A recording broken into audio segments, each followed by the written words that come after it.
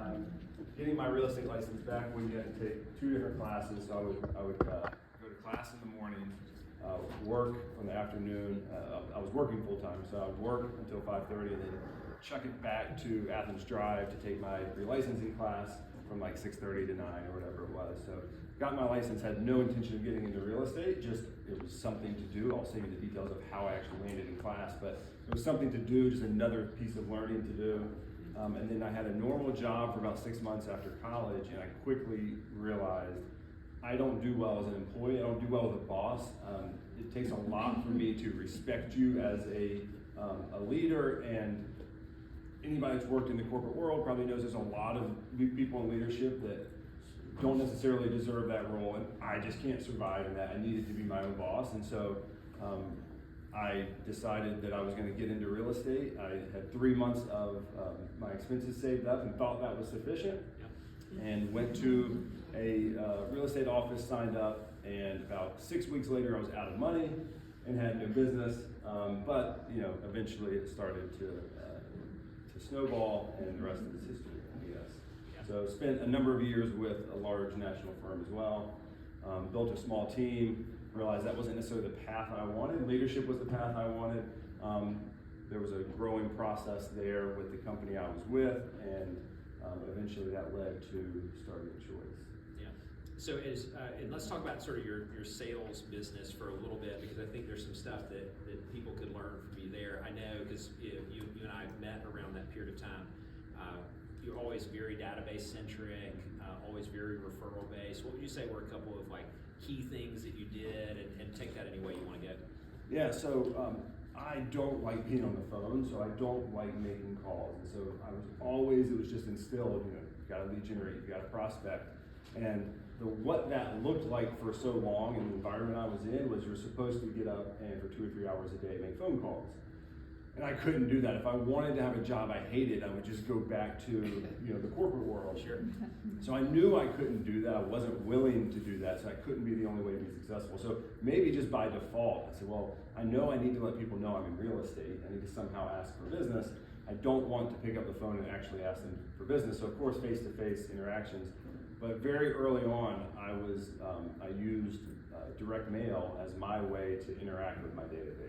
That was my way to convey that I was a real estate expert, and my way to remind them consistently that this is what I was doing, and I should be the one they should contact. I looked at it like it's not their job, it's not the people in my sphere of influence's job to remember me and to think of me, right? It's my job not to let them forget about me. Ooh, did you catch that? So somebody told me, I don't know if this is true or not, maybe you've heard this, that people forget about you every 21 days, right? And so they weren't going to go 21 days, maybe that's sad, right? They weren't going to go 21 days without hearing from me. But again, I wasn't going to pick up the phone and call them. In fact, somebody was talking about the tax reevaluation. So in 2008, that was a real mess, right? Whatever's coming in January, I guess maybe we already have our new values, it ain't going to be that big of a deal. 2008 was a big deal because your home value just fell off a cliff, and your tax value went up 35 to 45%. So they were going in opposite directions, and so everybody was upset about it. Well, a great lead generation tactic at that point was to touch base with your database, call and say, hey, do you have any questions? Be happy to do an evaluation, help you do an appeal. And so our office had leased space upstairs in the building we were in, the brokerage I was with, but none of the agents actually subleased the space from the brokerage. So this whole floor was just empty. And so I went up there and had my database and had my script worked out, repeated it over and over, knew what I was going to say. And I was up there for, 5 or 6 hours. I think I made 3 phone calls. Right? So what a terrible use of time. Anyone other than Brian ever done that? I'm going to get after it. I got all my stuff ready. Well, I did that one other time because something else somebody told me. Nobody ever asked me what I wanted to do and what was a form of generating business that I could get excited about and validate that for me. It was a lot of just, this is what you're supposed to do. Here's this map, this blueprint, and this is what you have to follow to be successful. Of course, you learn over time that that's not what everybody out there that's being successful, that's not what they're doing necessarily. But that's the easiest thing for someone in leadership who doesn't actually care about your best interest. It's the easiest thing for them to tell you to do. So expired listings was one of those, and of course that was back in the time when there were lots of expired listings. So I remember showing up in the office one day on January 1st, because everybody says, well, that's the best day of the year to call expireds. So I showed up, had this list, exact same thing. Spent half the day there.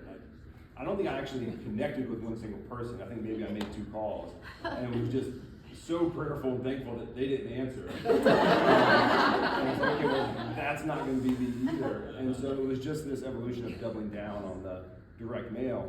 What I like now is that I hear a lot more coaches, the national names that you hear about, people like you as well, not a national name, but that direct mail has a kind of a resurgence in the coaching world because nobody's doing it anymore. Right.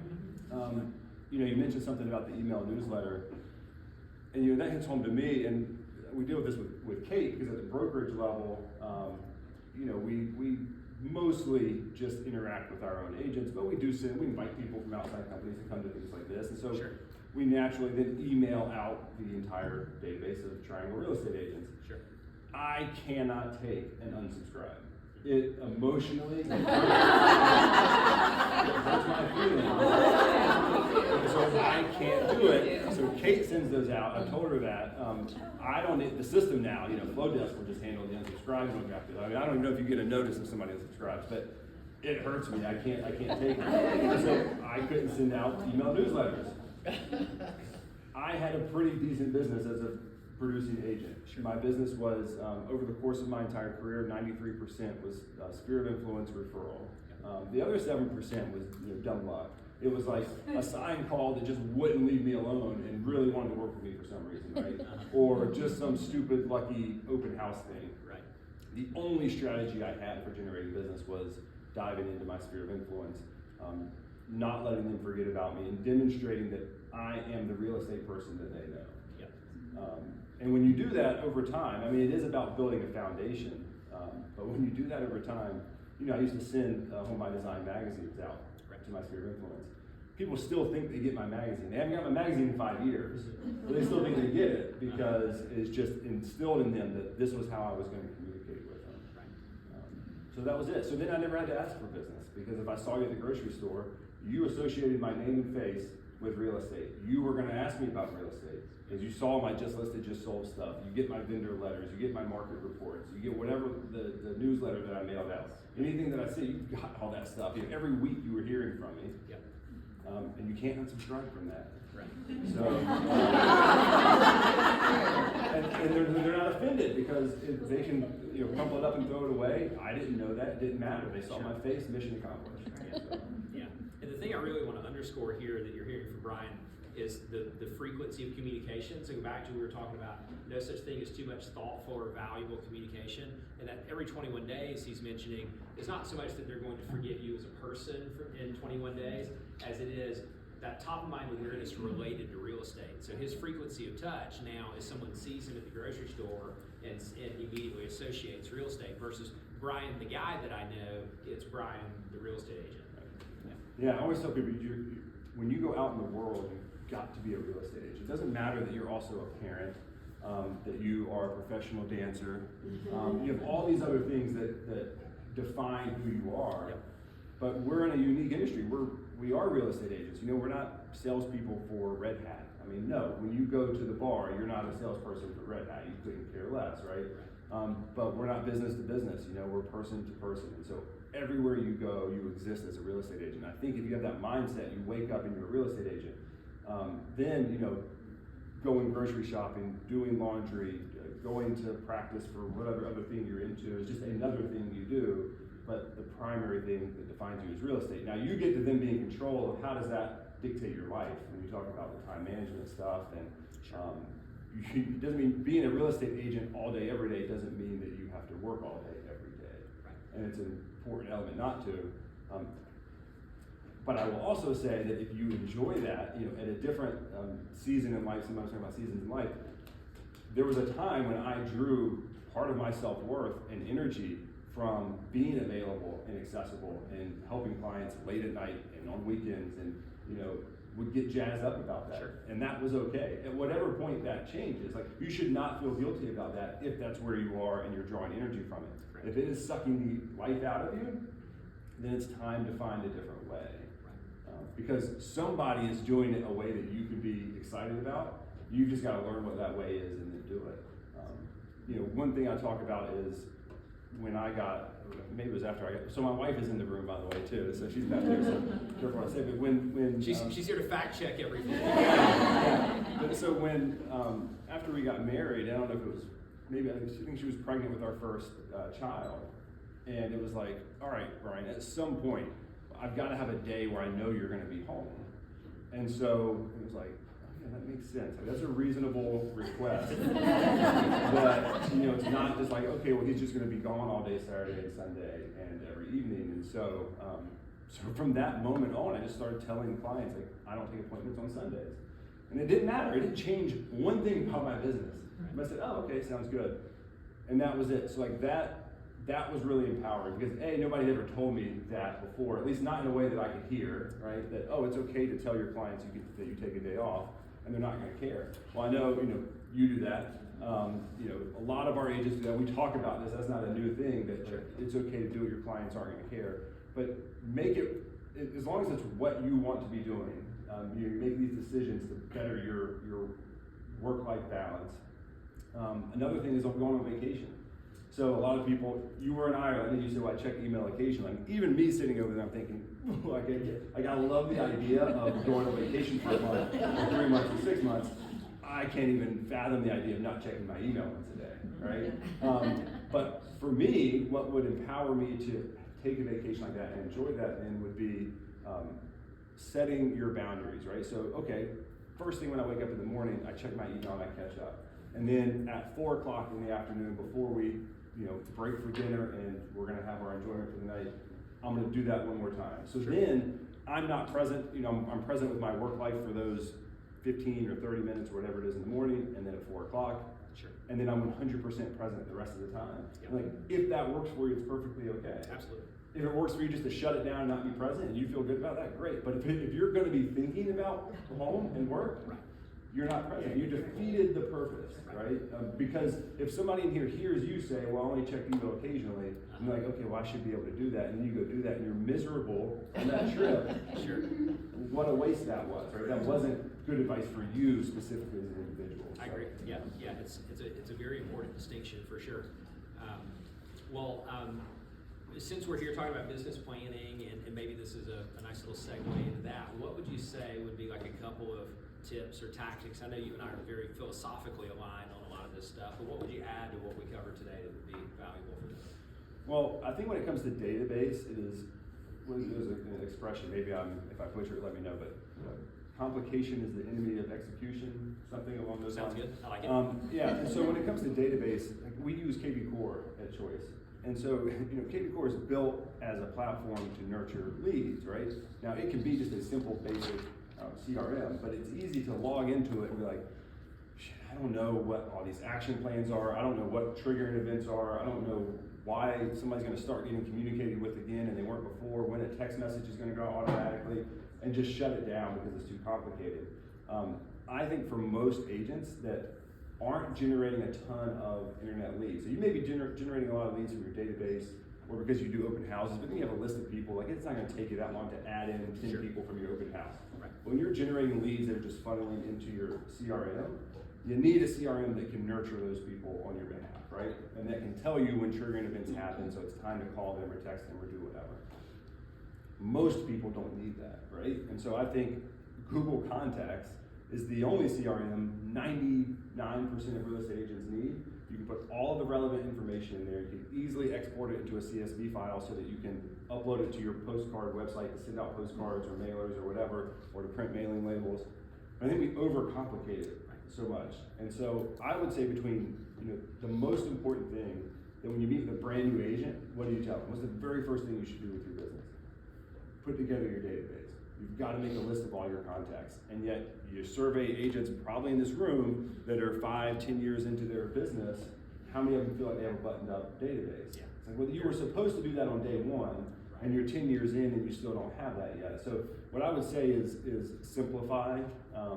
Having the A pluses and A's and everything is great. At the end of my production career, I had 300 people in my sphere of influence. I treated them all the same. If I tried breaking it up into A plus A, B plus B, C, that was going to slow me down, and it was going to muddy the water for me. Those 300 people all got treated the same. My last year in production, I had a 5-to-1 ratio. So you had a 10-to-1 ratio, did 60 transactions, 100% sphere of influence, referral based. Not one open house lead, not one sign call lead. Because I don't care about them. They're going to call me, I'll give them the price of the house. Like, don't give me a reason to have to follow up with you. I don't want to. So it was all sphere of influence, and that's a life I can live, right? Still very stressful to do that amount of business. Sure. A lot less stressful than doing 60 transactions and having to generate 3,000 leads in order to do it, right? I generated probably 65 leads to do 60 transactions. That's the life that I want to live, and so I didn't need a complicated. I mean, I went through. I used Top Producer at one point, Line Desk, Follow Up Boss, KB Core. I mean, all these different platforms, and all they were for me were glorified to-do lists, and literally just a place to keep names and say I've talked to this person, set a reminder to call them in 6 months. Right. Hey Google, call Betty Sue in 6 months. Done, right? Like with the Google technology or Apple or whatever it is that you're going to use, you don't need a complicated real estate specific CRM. Now, that's not to say like nobody should do that, and if you do have a business where that's going to help you, then do it. Sure. But I would say between now and the end of the year, it's go through your database, your sphere of influence. So I use that interchangeably as well. Make sure you've got, this is a great time of the year to be updating your sphere of influence, and make sure you have all of the relevant contact information. Who moved that you didn't know about? Who has an email address that has changed? Who they changed employers and the one you had was from their old job? And just reaching out saying, hey, this time of year I always like to update my database. Just reaching out to make sure I've got all the stuff correct. Yeah. And it's a pretty unintrusive way to touch base with people. And again, you're not asking to say anything about real estate, because if you're sending them stuff all the time in a real estate context, then you don't have to say anything about real estate. Yeah. But I think it's funny too, just to quickly go back to like the what to send stuff. I think it's another one not to overcomplicate. I mean, we've done classes and had masterminds on what to send, and so you're just gonna have to make a decision on what you want it to be, write it down, and then do it. The hard part isn't coming up with what to send. Send 12 just listed, just sold postcards a year. If you don't have a house that sold, borrow somebody in your office, right? So there's 12 touches, right? Done. So now you just have to do it. Send 4 vendor letters a year, a home anniversary letter, a market report from RPR quarterly, Home by Design magazine that goes out 6 times a year. Well, there's like 30 touches. You're done. So now you just have to execute on it. The thinking of the touches are hard. I agree. Like, I know a lot of people send out the calendar magnets for sports teams. I'm not saying that's wrong, but I would just say if you do that and you're patting yourself on the back that you ordered these calendar magnets and you got them out to your database, like, you're kind of missing the point, right? Consistency over content. Right. And people will say, oh, but it has staying power, right? Well, raise your hand if you've listed a house where there was another real estate agent's magnet on the refrigerator, right? Yeah, it's got staying power, but it doesn't have any decision-making power, And so consistency over content, just get in front of them in a real estate context. Like, I agree, if you and I were chefs, one thing I'll do, so I make sausage balls that I have my own recipe for. Well, I will share that, because some of you have made those, You'll be at the holiday party on Saturday. But that I might share, because that's that's the personalization thing, right? The people in my database were going to get our Christmas card. I didn't have a Christmas card until I got married, but once I did, my database started getting that, because we want them to feel like part of our family, right? Because then there's a sense of obligation, which, let's be real, I want that. I want them to feel obligated to use me and refer me, right? So I want to figure out how to create that obligation. Yeah. That's great. Let's. Let me say this. I'm sorry. One more thing. Well, one more thing. So you talked about you didn't like the general public, right? And I'm very much simpatico with you on that, right? and one of the discussions I'll have with agents a lot, and so you may have heard me say this before, is that I don't have very many friends because I don't have it in me. I'm very much an introvert in terms of I draw my energy from within by being alone. I don't draw it from outside. And so it's hard for me to have friends because it's hard for me to maintain a friendship. Like it takes a lot of work. But if you were to, at least when I was selling, ask my past clients, they thought we were friends, and so that's, come from that frame of reference that this isn't just transactional. Right. It may be transactional to you. Right. Do not let them believe that it's transactional. Like, that's how you lay the foundation for a business that will send you 50 or 60 deals a year without you ever having to pick up the phone. Is by you have this army of people that consider you a friend, and they consider you a real estate expert that wants to help them and serve them and is available to them. Well, that's the recipe for having that referral-based business. So, yeah. Yeah, well said. No, I mean, I guess as far as personality-wise, doing this business, I am extreme introvert. However, I'm not shy. So if you see my people, they don't think I'm shy or they don't think I'm introvert, but I am. But then I have a husband that's just extreme extrovert. And sometimes you get into the mindset that you can't do this business if you are an introvert, but I guess it's your personality and your way that you care for the people that draws them to you, in addition to your knowledge.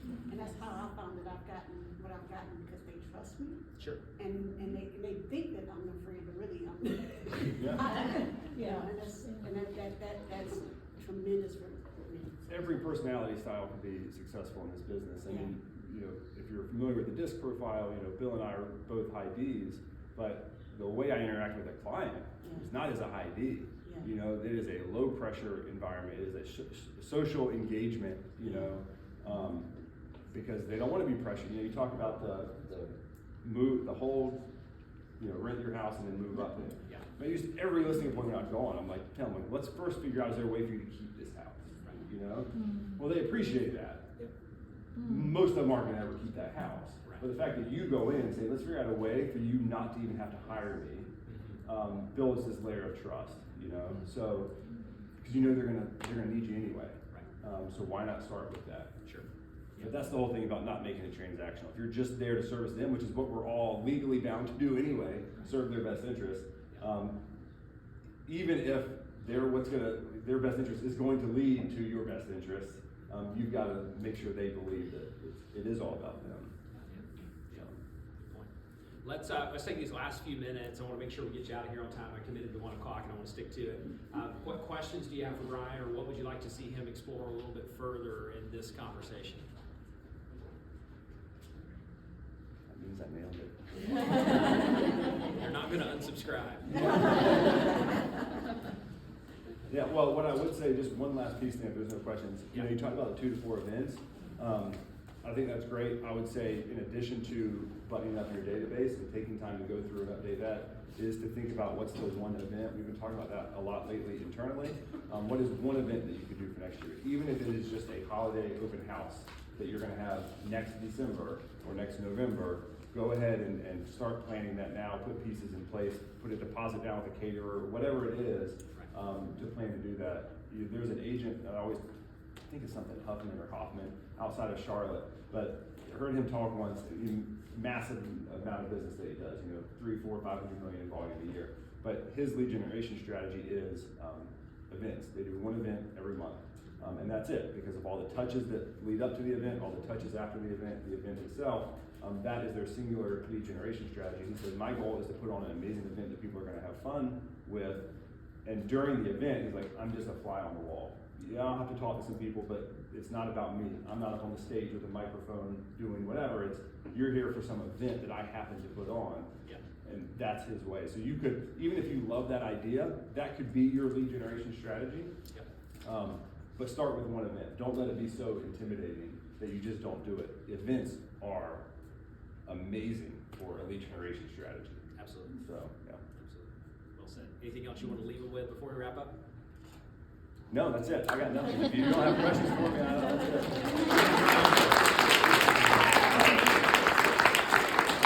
All right, friends, it's been a good day. I'm thankful for your time and your attention and your brain power. If there's anything I can do to help you, see me afterward, or you can reach out to us through the stuff that we put on the table. Resources forthcoming. I'll get them to Brian this afternoon. He'll distribute them to you as well. Great work. See you next time. Thank you. Y'all. Bye.